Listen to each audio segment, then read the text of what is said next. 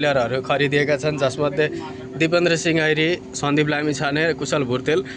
Best प्राइजमा Dipendra Singh Airee 15,000 US dollar मतलब Nepali currency 22.5 lakh रुपियाँमा खरिदेका छन्। कुशल भुर्तेल पनि 22.5 लाख रुपियाँमा खरिदेका छन् भने सन्दीप लामिछाने झन्डै 30.5 लाख रुपियाँमा खरिदेका छन्। 20,000 US डलरमा खरिदेका छन्।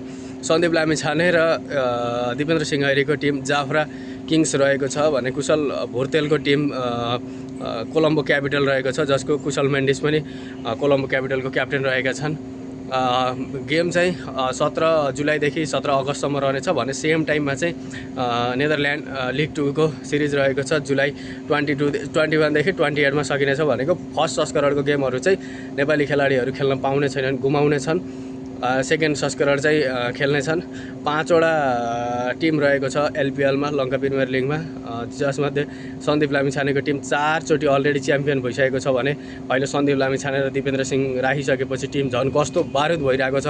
सबै टिममा एक्सपिरियन्सको कमी छैन, हरेक टिममा चाहिँ भरपुर एक्सपिरियन्स छ। मतलब श्रीलङ्कन प्लेयरहरू पनि सबै टिममा छन् र फरिजन प्लेयरहरू पाकिस्तानी भयो, अरू प्लेयरहरू पनि जे होस् इन्टरनेसनल एक्सपोज हुन्छ नेपाली खेलाडीहरूलाई पनि, र बाहिरको प्लेयरहरू पनि एकदम ठुल्ठुलो प्लेयरहरू आबद्ध गरेको छ। फर्स्ट चरण चाहिँ अलिकति मिस हुने भयो लिग 2ले गर्दाखेरि, अनि अर्को चरण चाहिँ खेलाडीहरूले गुमाउने छैनन्।